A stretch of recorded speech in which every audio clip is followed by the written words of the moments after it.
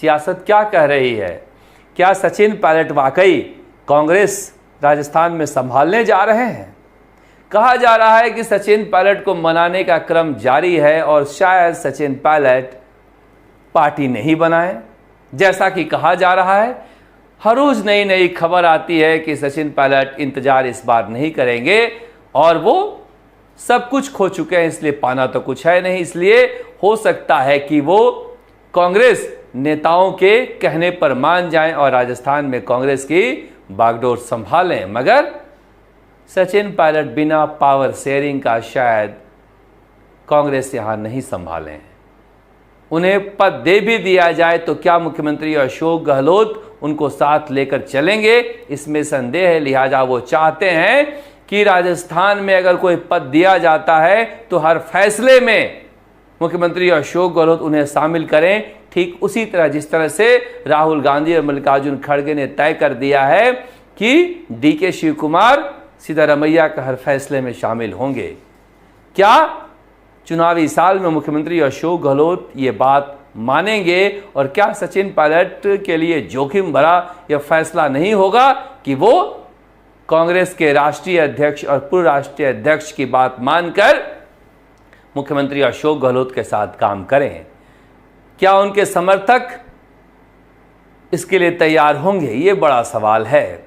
और मुख्यमंत्री अशोक गहलोत अगर पावर शेयरिंग के लिए तैयार नहीं होते हैं तो क्या वाकई में वो पार्टी बना लेंगे? क्योंकि ये मैहर माता के मंदिर का दृश्य है। विवेक तनखा है जिनके गांधी परिवार से बेहद करीबी रिश्ते हैं, वो साथ में हैं। मैहर माता के मंदिर में सचिन पायलट आशीर्वाद लेने पहुंचे हैं।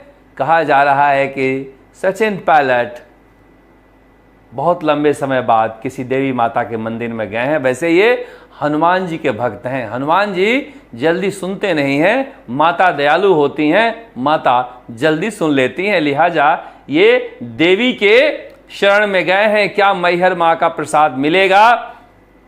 कांग्रेस में प्रभावी बनेंगे या फिर यूपीए को नया साथी मिलेगा, यानी कोई नया दल बनेगा? इस बारे में अभी भी सस्पेंस बना हुआ है।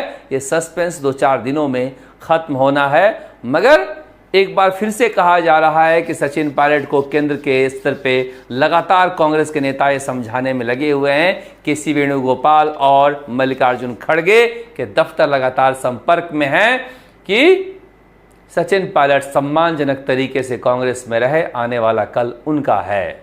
मगर सचिन पायलट आज के बारे में सोच रहे हैं कि क्या जो दौर आज है उनका वो जारी रहेगा अगर वो कल के इंतजार में बैठे रहते हैं तो। इसीलिए ऊहापोह की स्थिति से वो गुजर रहे हैं। हालांकि अब ज्यादा दिन बचा नहीं है, अब बात मुहाने पर आ गई है। 2-4 दिन में तय होना है।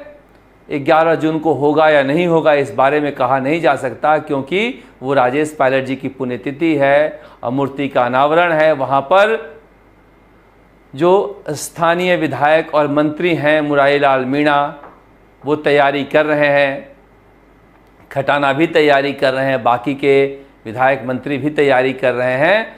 मगर उससे हटकर बीजेपी में भी कहा जा रहा है कि वसुंधरा राजे के लिए लॉबिंग तेज हो गई है। जिस तरह के आयोजित, प्रायोजित या फिर संस्थाओं के जरिए सर्वे सामने रखे जा रहे हैं और माहौल के बारे में बात की जा रही है, कहा जा रहा है कि वसुंधरा राजे को कैंपेन कमेटी का चेयरमैन बनाकर लाया जाए तो कम से कम माहौल अच्छा बन जाएगा। मुझे लगता है कि अगर वसुंधरा राजे चेहरा बनती हैं बीजेपी का तो सचिन पायलट हो सकता है कि पार्टी बनाने के बारे में गंभीरता से सोचे, क्योंकि ये नारा उनका काम कर सकता है। छोड़ो कल की बातें, कल की बात पुरानी, नए दौर में मिलकर हम लिखेंगे नई कहानी। ये दो पुराने चेहरे हैं कि एक बार अशोक गहलोत, एक बार वसुंधरा राजे, इससे उगताई जनता को विकल्प दे सकते हैं।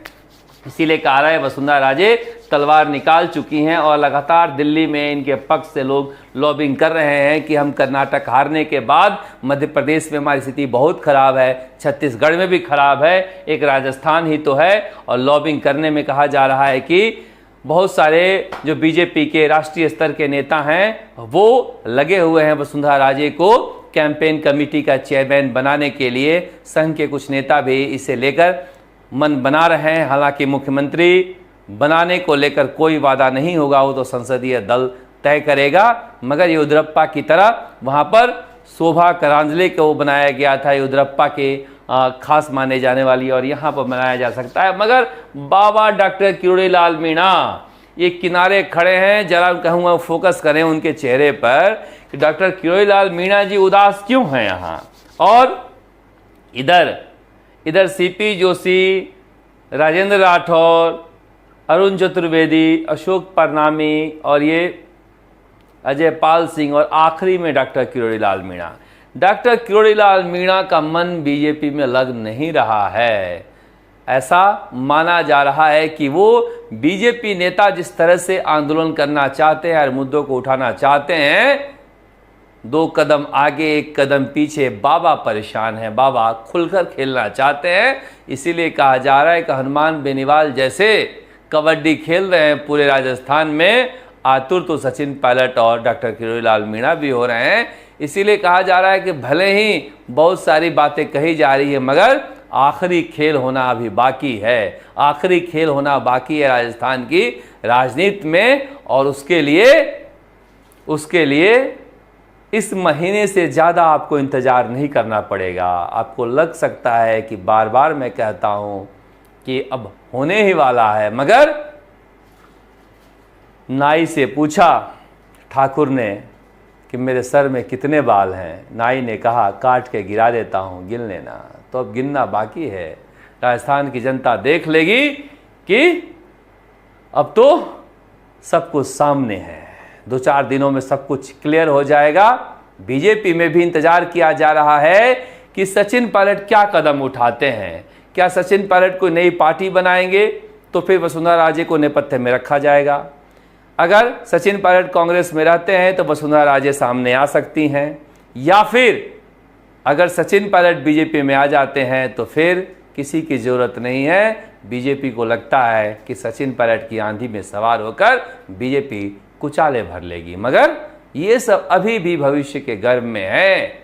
मुख्यमंत्री अशोक गहलोत को लगता है कि हमारी योजनाओं से पूरा राजस्थान गुलाबी गुलाबी हो चला है, और पिंक पिंक जब दिखने लगे तो समझिए कि कुछ बुरा दिख ही नहीं रहा है। जब कुछ बुरा नहीं दिख रहा है तो फिर सपने ही दिखाई देते हैं। तो क्या मुख्यमंत्री अशोक गहलोत चौथी बार मुख्यमंत्री बनने के जो सपने देख रहे हैं वो पूरे होंगे? हमारी नजर रहेगी, आप देखते रहिए राजस्थान तक। ये बीजेपी के वो बुझे हुए चेहरे हैं, आखिर में बैठे हुए दिखाई दे रही है कि बीजेपी के घर के अंदर का झगड़ा किस तरह से बढ़ा हुआ है, किस तरह के हालात हैं। मगर वहां पर कार्यकर्ताओं के बीच झगड़ा नहीं है, नेताओं के बीच है। कांग्रेस में तो नेताओं के बीच झगड़ा होगा तो कार्यकर्ताओं के बीच भी होगा। कई खाली कुर्सियां भी दिखी है, दिखाने पर बहुत दर्द हो जाता है नेताओं को। दिखाते रहेंगे हम राजस्थान की राजनीति, आप देखते रहिए राजस्थान तक। पेपर लीक को लेकर हमारी खास नजर रहेगी, क्योंकि हमारे लिए ये खबर नहीं, ये जनता से जुड़े, जनता से सीधे जुड़े, सरकारों से जुड़े, पत्रकारिता से जुड़े होने की वजह से हम इस मामले को लगातार उठाते रहे हैं और उठाते रहेंगे। नमस्कार, जयपुर से शरद कुमार।